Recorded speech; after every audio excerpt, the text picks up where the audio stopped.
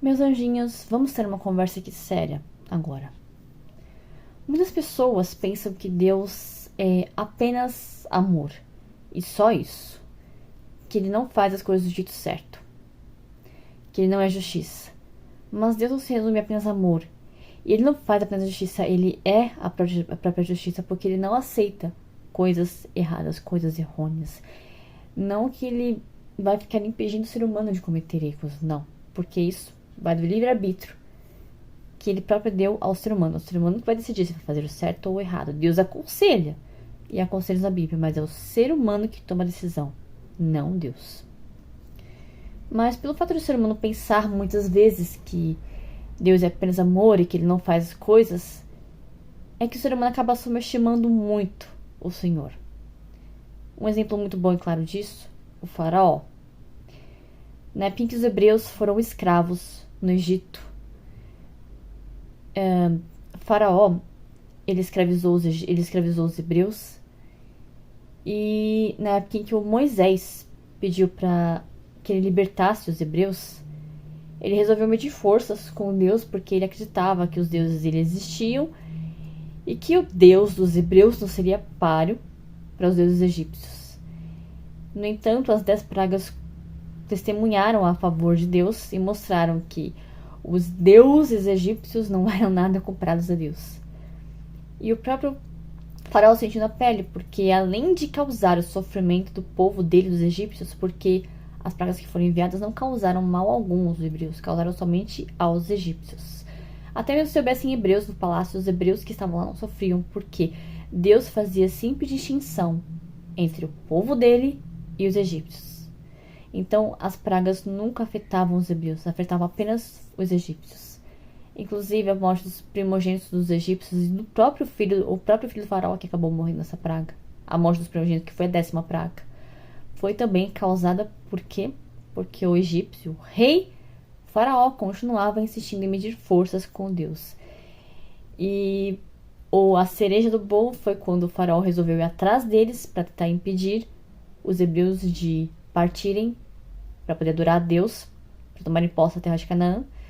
E o faraó foi obrigado a ver o exército dele inteiro perecer no mar. Por quê? Porque ele continuou a desobedecer, porque ele continuou a querer medir forças com Deus. Não se mede forças com o Criador do universo. Aquele que criou tudo apenas falando. Ele disse que haja e as coisas se criaram. As coisas não foram começando do começo. Quando elas foram criadas por Deus, já estavam ali prontas, já estava tudo funcionando. Então o ser humano não vai simplesmente querer medir forças com Deus. Às vezes você vê coisas erradas acontecendo ao redor do mundo, coisas que você fica, às vezes até com raiva de ver aquilo acontecendo. E Deus permite que isso acontecer, Deus está permitindo essas coisas acontecerem, porque quando ocorrer o juízo final, que Deus vai julgar cada um por suas ações, as pessoas provavelmente vão ser questionadas por que elas fizeram aquilo. Sendo que sim, ao ser humano é apresentado o bem e o mal. A palavra de Deus, em alguns casos o próprio Senhor Jesus aparece para que a pessoa se converta. Então cada ser humano tem o conhecimento do bem e do mal. Então, quando for o juízo final, Deus vai questionar cada pessoa, vai ser perguntado para ela por quê. E a pessoa não vai poder dar desculpa de que eu não conheci o bem. Porque a pessoa, conhecendo o bem, ainda assim optou pelo mal. Então, não vai haver desculpa. Então, assim, se você, por exemplo, acha ruim o fato de estar aqui falando da palavra de Deus, não que eu seja expert, não. Nem eu, nem qualquer pastor nesse mundo é expert, porque a palavra de Deus ela é viva e ela se renova dia após dia. Então, ninguém pode sequer achar que tem conhecimento da palavra de Deus, porque nós mesmos aprendemos diariamente com o Senhor. Eu aprendo, pastores nas igrejas aprendem, padres que levam a palavra de Deus a sério também aprendem, e é sempre assim. Então não haverá desculpa para ninguém no dia do juízo final, porque a pessoa, sabendo que aquilo era errado, e assim ela insistiu em fazer. Então não haverá desculpa. Como meu pastor sempre diz, estamos no tempo da graça. O tempo em que ainda assim há chance para que todos se arrependam. E mesmo assim, muitos insistem em seguir no caminho errado. Então, inclusive na própria palavra de Deus, fala que Deus se torna inimigo de nossos inimigos e adversário de nossos adversários. Eu não lembro o versículo, mas depois eu vou tentar colocar ele aqui embaixo em algum lugar. Talvez aqui, na legenda. Então, quando Deus fala que ele vai se tornar inimigo, nossos inimigos, adversários, nossos adversários, não quer dizer que ele tem ódio do ser humano. Porque ele não tem ódio. Se ele tivesse ódio, ele provavelmente nunca teria criado o ser humano. Mas ele dá a oportunidade para cada pessoa escolher o bem ou o mal. E quando a palavra de Deus fala que ele vai se tornar inimigo, nossos inimigos, adversários, nossos adversários, há muitos entendimentos aí. Porque, por exemplo, se surge uma doença no seu corpo, uma ferida, talvez aberta, e você ora a Deus para que haja cura, você pede a Deus para que haja cura. Nesse momento em que você intercede a seu favor ou em favor de outras pessoas, como parentes ou até mesmo amigos ou desconhecidos, nesse momento Deus vai entrar com a intercessão, com o poder dele, e vai se fazer inimigo daquela ferida, daquela doença, adversário daquela doença. E não existe adversário ou inimigo que seja a altura de Deus. Tanto é que na própria Bíblia também fala que com Faraó, o próprio Deus teve que endurecer o coração de Faraó para que Faraó pudesse tentar enfrentar a Deus, pudesse medir forças com Deus. Porque se não fosse assim, provavelmente o Faraó nunca ia fazer uma loucura dessas. Porque ele nem mesmo acreditava na existência de Deus. Por que ele tentaria medir forças com algo que ele não acredita? Isso não faz o menor sentido.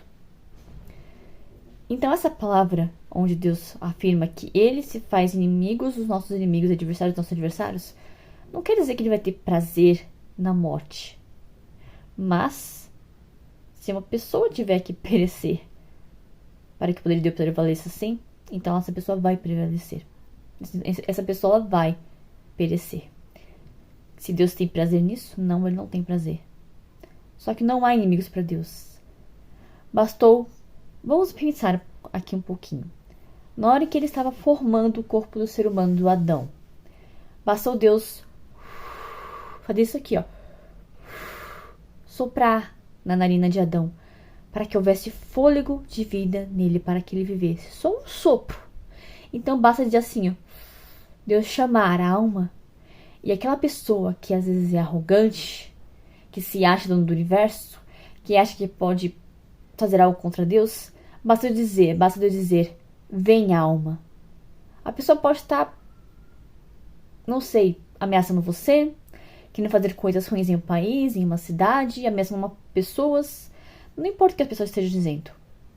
A partir do momento em que Deus chama a alma, que ele quer o sopro de vida de volta, em que ele chama a alma, todo o poder daquela pessoa se esvai. Aliás, o poder entre aspas, porque quando a alma se vai, não leva poder algum, porque não há poder aqui. O que você adquire aqui, fica aqui. Bens, materiais, roupas, qualquer coisa, fica aqui na terra. Tudo se esvai. O sopro de vida, que é o que pertence a Deus, volta para ele. Então é muita idiotice, besteira o ser humano achar que pode alguma coisa contra Deus ou que Deus é apenas bondoso. Ele é bondoso. Só que Deus determinou na Bíblia o certo e o errado. E cabe a você aprender sobre o que é certo e sobre o que é errado. Crianças têm uma desculpa porque estão aprendendo sobre a vida. Mas o ser humano adulto não. Ele tem que saber sobre o que é certo e sobre o que é errado. E se mesmo sabendo ele assim escolhe o mal, então não há mais desculpa para ele, a não ser arrependimento. E mesmo assim muitos morrem sem se arrepender. Então não pense você que Deus é apenas bonzinho, não. Ele também faz justiça. E a justiça é Deus consertar aquilo que o ser humano acha que é certo, na verdade é errado. E Deus vai lá e conserta. E se Deus tiver que consertar puxando a orelha, te fazendo chorar de tristeza, desejando a morte talvez, te fazendo implorar por morte, te fazendo querer desistir, então isso vai acontecer. Mas que a verdade, a justiça e o certo, que eles vão prevalecer, eles irão prevalecer. Não esquece que no livro de Apocalipse não conta a história de que o inferno prevaleceu, de que o diabo venceu.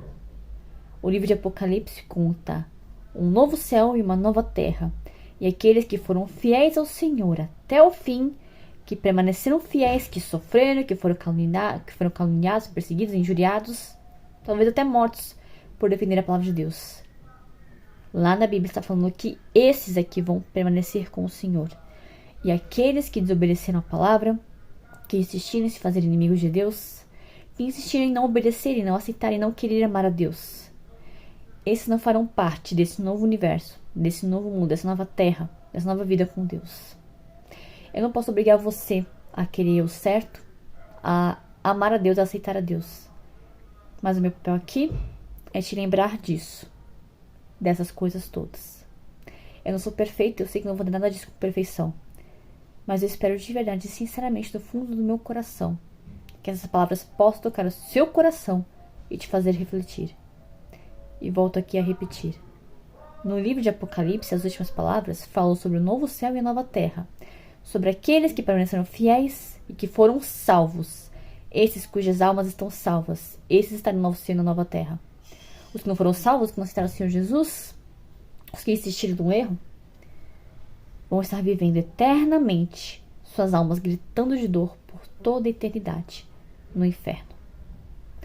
Esse vai ser o final do mundo. E não um barzinho a céu aberto, com todas as coisas erradas acontecendo. Esse não é o final da terra. Esse não é o final que Deus preparou.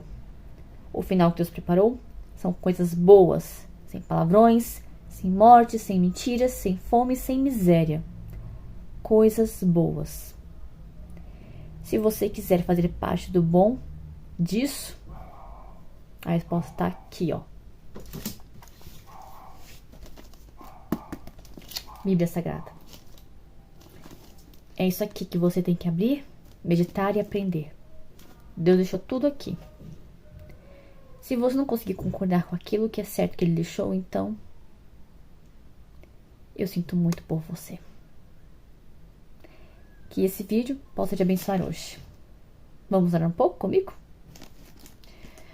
Senhor Deus e Todo-Poderoso Pai, graças te dou por me ensinar, por me fazer refletir e por me permitir passar isso para as pessoas que me assistem, Senhor. Por permitir que essas pessoas também possam aprender. Obrigada por nos dar a chance de aprendizado diário, chance de arrependimento diário. Eu não sei quantas pessoas estão longe, talvez, do Senhor, sem aprender, sem saber de nada. Que essas pessoas possam alcançar a Tua misericórdia, Senhor. Que a Tua misericórdia, na verdade, possa alcançar essas pessoas. Que essas pessoas tenham conhecimento do bem, que possam escolher o bem, que haja arrependimento. Eu não sei quem está aqui que precisava ouvir isso, mas que essa mensagem, que essa palavra possa alcançar muitos corações. Que possa servir para trazer novas almas para o Teu reino, meu Pai. Eu imploro ao Senhor que as almas que ainda precisam ser alcançadas, que está desesperada, em busca de consolo, ao ver esse vídeo, que possa ser mais uma alma para o Senhor. Que essa pessoa tenha o seu coração acalentado. Talvez esteja sofrendo perseguições, tristezas, talvez não veja mais sentido na vida. Então, que essa pessoa a partir de hoje possa ver sentido na vida. Que o Senhor, que o Teu poder e o Teu amor possam alcançar este coração.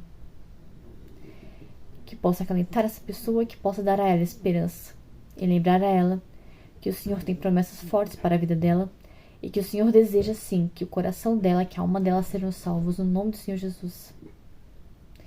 Te agradeço por tudo, Pai, por cuidar de cada um de nós todos os dias, sempre. Amém. Você vai ser vitorioso. Não desiste, não. Deus te ama. Ele faz justiça. E essa justiça vai ser sempre para ser para o seu bem. Se você, claro, quiser o bem e amar a Deus. Amém? Um beijo no seu coração. Fique com Deus. E até o próximo vídeo, se o Senhor me permitir.